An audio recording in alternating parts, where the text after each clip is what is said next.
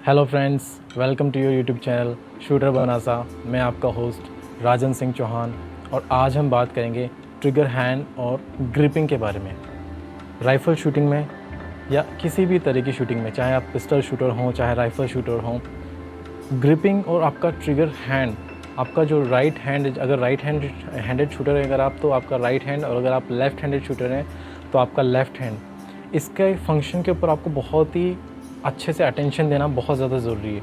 अगर आप इसको प्रॉपर तरीके से इसकी पोजीशन पे अगर अच्छे से वर्क करेंगे तो आपकी राइफ़ल में काफ़ी स्टेबिलिटी आएगी, आपकी पोजीशन में बहुत ज़्यादा स्टेबिलिटी आएगी और आपका ट्रिगर हैंड कंट्रोल, ट्रिगर के ऊपर आपका कंट्रोल बहुत अच्छा आएगा।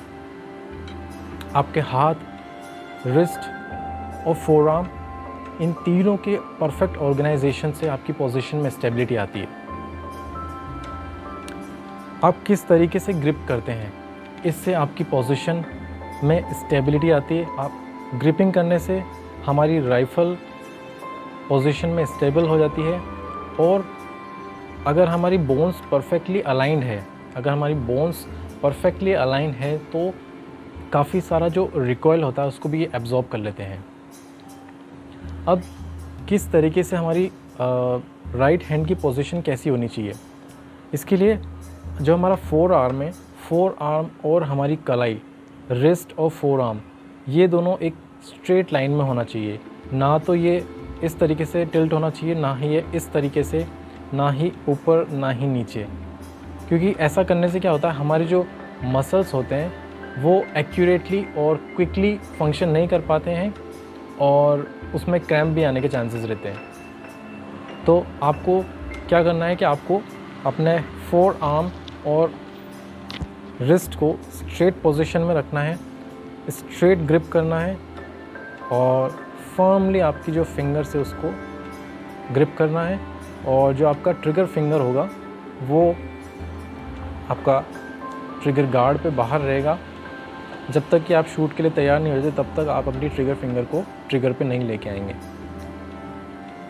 और जो आपका लेफ़्ट थंब है, जो आपका थंब है, इसकी पोजीशन पे आपको बहुत ज़्यादा ध्यान देना होगा, क्योंकि जब हम ग्रिप करते हैं तो अगर अगर आपके थंब में अगर कहीं भी अगर मसल टेंशन है तो आपका जो ट्रिगर फिंगर है उसके मूवमेंट में, उसके फंक्शन में कहीं ना कहीं वो डिस्टर्बेंस ज़रूर करेगा। तो आपको मेक श्योर करना है कि आपका थंब ग्रिप के ऊपर रिलैक्स होना चाहिए, आपकी ग्रिप बिल्कुल फर्म होनी चाहिए। सिर्फ आपका जो ट्रिगर फिंगर है सिर्फ वो ही मूव करना चाहिए, सिर्फ वही फंक्शन करना चाहिए बिल्कुल फ्रीडम के साथ। आपका फोर आर्म बिल्कुल रिलैक्स होना चाहिए और आपकी बाकी फिंगर्स और थंब बिल्कुल रिलैक्स होना चाहिए ग्रिप के ऊपर फर्मली, और सिर्फ आपका जो ट्रिगर फिंगर है वो उसका मूवमेंट होना चाहिए, सिर्फ ट्रिगर फिंगर के मसल्स मूव होने चाहिए। और दूसरा एस्पेक्ट जो हमारे पास आता है वो होता है ग्रिप की साइज़। तो ग्रिप की साइज़ बहुत ज़्यादा इम्पोर्टेंट है।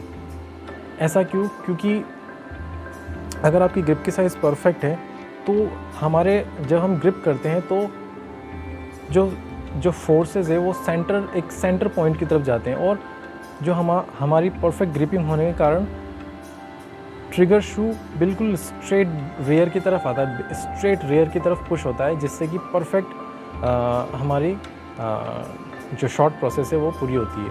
और अगर आपकी ग्रिप अगर एक्स्ट्रा लार्ज है, आपके हाथ की, आपकी कलाई की साइज़ से ज़्यादा बड़ी है, तो क्या होगा कि आपकी जो ट्रिगर फिंगर होगी वो आउटसाइड से प्रेशर देगी, जो कि ट्रिगर पे लेफ़्ट की तरफ इम्पल्स उसके ऊपर आएगा और ट्रिगर लेफ़्ट की तरफ पुश होगा, जिससे कि आपकी शॉट प्रोसेस में, आपके शॉट इम्पैक्ट में बहुत ज़्यादा डिफरेंस आने वाला है।